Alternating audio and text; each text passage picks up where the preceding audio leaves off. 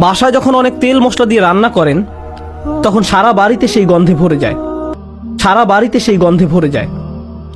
আপনি বাসার ভেতর থেকে সেই গন্ধ বুঝতে পারবেন না, কিন্তু যখন বাইরে থেকে একজন বাসায় প্রবেশ করে, বিশেষত কোনো আরব যদি আসে, সে ভাবে যে কোনো দূষিত পরিবেশে এসে পড়েছে। কয়েক ঘন্টা পার হওয়ার পর সে অভ্যস্ত হয়ে যায়, শুধু অক্সিজেন মনে হয়।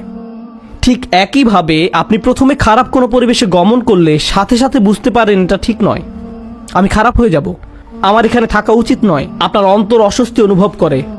কিন্তু আপনি যদি বারবার বারবার বারবার এই পরিবেশে যেতে থাকেন, তখন কি হবে? আপনি আর খারাপ বোধ করবেন না। কেউ যদি জীবনে প্রথমবার কোনো ধূমপায়ীর পাশে বসে, তখন সিগারেটের গন্ধে সে কাশতে থাকবে, চোখ দিয়ে পানি আসবে, ফ্রেশ বাতাসের জন্য ছটফট করবে এবং সে দ্রুত সেই জায়গা ছেড়ে চলে যেতে চাইবে। বছরখানেক পর এটাই তাদের অক্সিজেনে পরিণত হয়। সিগারেট ছাড়া তারা নিঃশ্বাসও নিতে পারে না। তাহলে প্রথম সমস্যা হলো আপনি নিজেকে অসৎ পরিবেশে ফেলে রাখেন।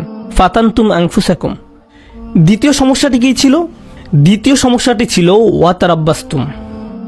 তোমরা প্রতীক্ষা করেছো, দীর্ঘসূত্রিতা করেছো। এখানে দীর্ঘসূত্রিতা বলতে কি বোঝানো হচ্ছে?